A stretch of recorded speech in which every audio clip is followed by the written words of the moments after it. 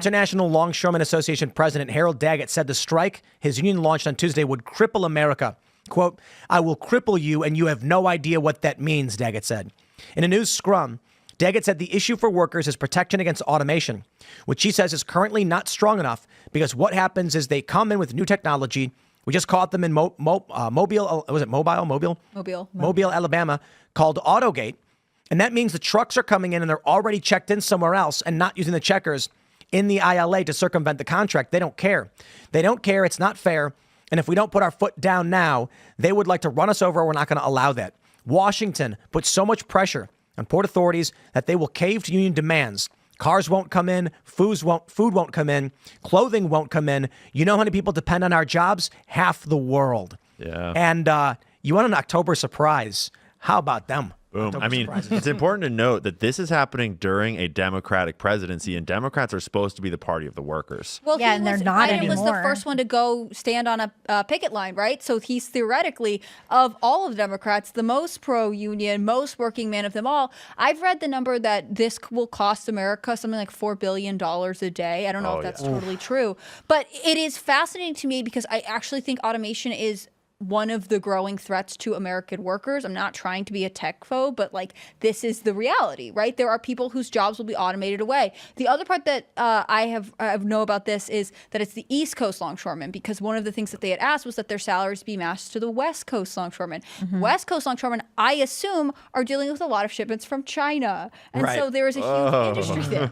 I just want to say, like, I don't know anything about this Daggett guy.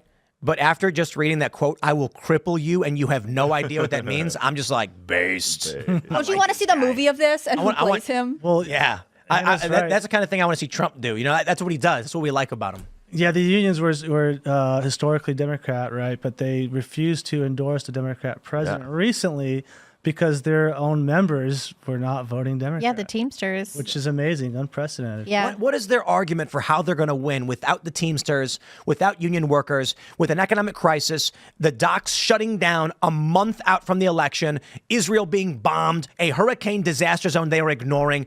I do not understand. Look. You're just missing Let's the ignore vibe. all That's an easy question to answer. You're missing the vibe. I understand. The Mail-in- polls, bro. I get it. Kamala ballots. Harris skipped that dinner. What was it? Was it Al Smith dinner? Yeah. And they say in the press, the last time this happened was Mondale.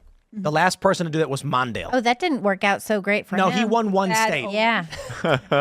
I'm hoping. I don't see that happening. I don't know how you can say we don't have an economic crisis when the pro-union president now has to deal with the fourth or fifth major union strike of his presidency. If the workers are this unhappy, clearly the economy must be bad. And they keep saying, like the White House keeps saying about this one, that they're not going to invoke the Taft-Hartley Act to, basically bust the strike.